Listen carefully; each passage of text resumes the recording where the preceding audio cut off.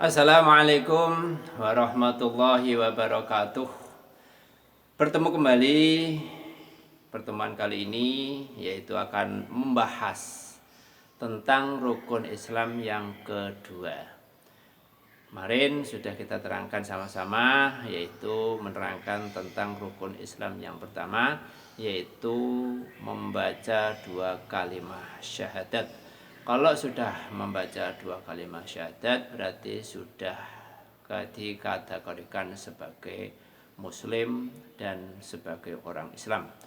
Seterusnya yaitu rukun yang seterusnya, yaitu rukun yang kedua adalah sholat. Setelah menjadi muslim, maka harus menjalankan perintah selanjutnya, yaitu perintah sholat. Pemirsa yang dirahmati oleh Allah Subhanahu wa taala. Salat adalah perintah Allah Subhanahu wa taala, kunci daripada seluruh amal ibadah yang ada. Karena pertama kali nanti di yaumul qiyamah atau di alam akhirat nanti yang ditanyakan oleh Allah Subhanahu wa taala adalah masalah salat kita. Karena sholat itu adalah satu-satunya ibadah yang harus dijalani kepada individu, yaitu perorangan. Karena memang sholat itu ada dua, sholat wajib atau sholat fardu dan sholat sunnah. Sholat fardu dibagi menjadi dua, yaitu fardu ain dan fardu kifayah. Fardu ain yaitu per individu, perorangan, wajib hukumnya menjalankan sholat fardu. Karena sholat fardu itu ada 17 rakaat. 17 rakaat itu dibagi menjadi 5 waktu, yaitu zuhur, asar, maghrib, isya, kemudian subuh. Zuhur terbagi mendapat yaitu 4 rakaat, asar 4 rakaat, maghrib 3 rakaat, dan isya 4 rakaat, salat subuh 2 rakaat. Itu hukumnya wajib setiap kaum muslimin wal muslimat per individu, yaitu perorangan, tidak boleh diwakilkan nama orang lain. Bahkan sholat tidak boleh ditinggalkan satupun, kecuali ada sesuatu hal yang mendapat rukhsah dari Allah Subhanahu wa taala, seperti orang dalam perjalanan yang melebihi daripada 90 km. Maka dari itu, pemirsa yang dirahmati Allah Subhanahu wa taala, sampai-sampai orang yang mau meninggal saja tidak boleh meninggalkan sholat. Orang yang nggak bisa berdiri bisa dengan sambil duduk, nggak bisa duduk sambil berbaring, nggak bisa berbaring sambil terlentang. Dan apabila akal dan pikirannya masih sehat, maka pun diwajibkan walaupun hanya pakai angan-angan saja. Itulah sholat. Maka dari itu pemirsa yang dirahmati dan ridho Subhanahu wa taala, jangan sampai sekali-kali meninggalkan sholat. Sesibuk apapun kita, jangan sampai meninggalkan sholat. Karena hiruk pikuk nanti di yaumul qiyamah, di neraka jahanam, itu lebih dahsyat lagi dibanding kita hiruk pikuk di dunia ini. Pemirsa dan saudara-saudaraku seiman dan seagama yang saya muliakan dan saya hormati, marilah kita jaga sholat kita, laksanakan sholat kita dimanapun kita berada. Jangan sampai sekali-kali kita meninggalkan sholat. Pemirsa dirahmati Allah Subhanahu wa taala, fardu ain atau fardu yang setiap orang menjalankan itu ya adalah boleh disatukan apabila kita dalam perjalanan. Misalnya ada jamak takdim, jamak takhir.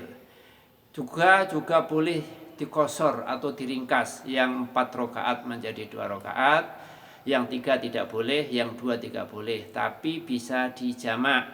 Misalnya sholat duhur, kalau ditaruh sholat waktu asar itu namanya jamak takhir. Kalau waktu sholat asar ditaruh waktu sholat duhur, itu namanya jamak takdim. Itu pun dapat rukhsah lagi, keringanan.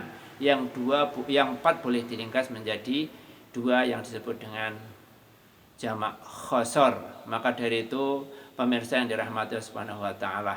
Keringanan yang luar biasa buat kita semuanya.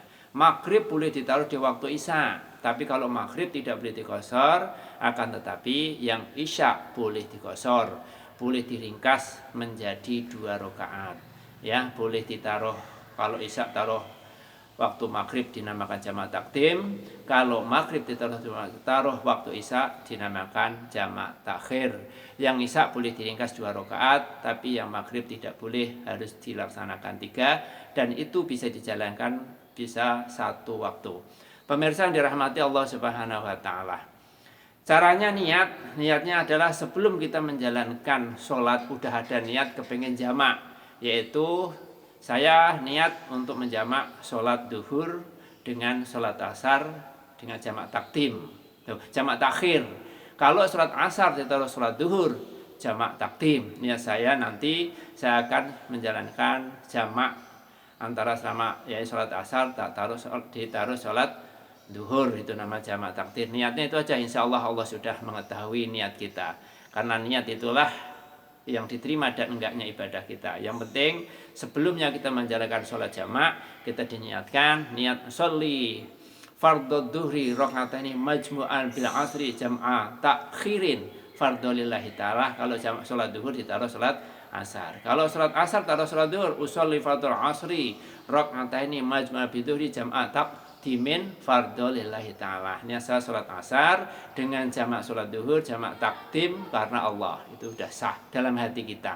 Ketika kita angkat tangan Allah, dalam hati kita, dari kita getarkan hati kita, pikiran kita, niat saya sholat duhur dengan jamak takhir karena Allah, boleh jamak asar, niat saya sholat asar dengan jamak takdim karena Allah Subhanahu wa taala. Ini ya, Allah Akbar.